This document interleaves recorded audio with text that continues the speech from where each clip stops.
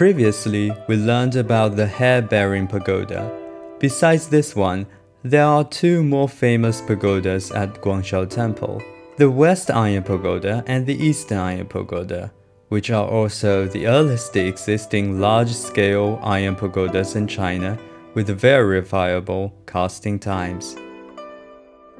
The West Iron Pagoda was built in 1963 AD, or the 6th year of Daobao reign of the Southern Han Dynasty. It was donated by the emperor's eunuch and his disciple. In the early time after its construction, it was fully covered with gold foil. That's why it was called Gilded Pagoda of 1000 Buddhas.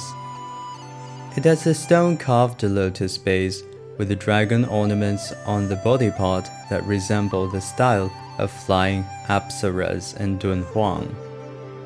There are 1000 small reliefs of Buddhas on 4 sides of the pagoda with a prominent style of the Tang Dynasty. Above the base of lotus, there used to be a quadrular body part, 6.5 meters in height, with 7 stories. Unfortunately, it was partially damaged by gunfire during the reign of Emperor Shunzhi in the Qing Dynasty. And during the anti-Japanese war, 4 stories were crushed by a falling building and a typhoon.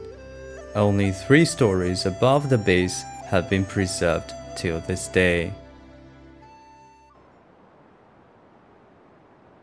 Here in this hall stands the East Iron Pagoda. Similar to the West one in structure, this pagoda, however, is undamaged. It was built 4 years later after the completion of the West Iron Pagoda under the command of Liu Chang, the last emperor of Southern Han Dynasty, in the year 967 AD. He ordered Li To, the official of Imperial Palace Service, to supervise the casting. It is 6.35 meters high and similar in shape to the Western Iron Pagoda. Its lotus base is decorated with exquisite patterns of 2 dragons playing with a pearl, under which is a stone-carved Sumeru base. There are also 1000 mid-relief Buddha statues on this 7-story quadrangular body part, proving that this pagoda was indeed modeled after the Western one. However, the craft of the small Buddha statues in the niches of this pagoda is more exquisite, with a distinctive exotic style out of an integration of Chinese and Indian artistic features.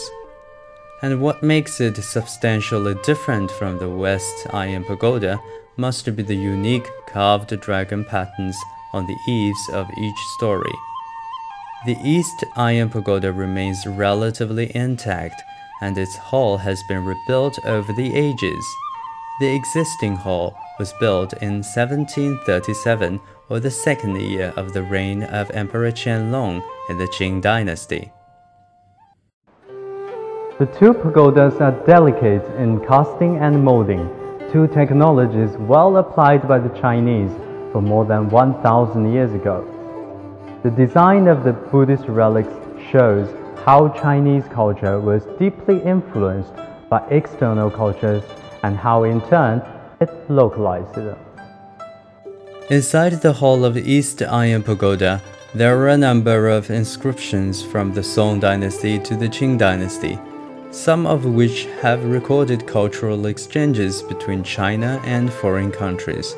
For example, on the stele there is the inscription on the restoration of the 6th Patriarch's body at Guangshao Temple, which was carved in 1612, or the 40th year of the Wanli reign in the Ming Dynasty.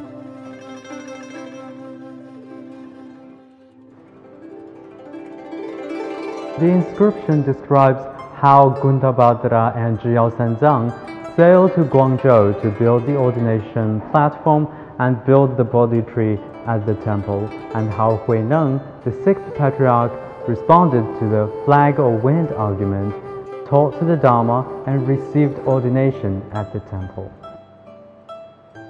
At upper end of the stele, there is an inscription written by Yin Zong, a master who lectured on the Nirvana Sutra, and Fasai, the abbot of the temple.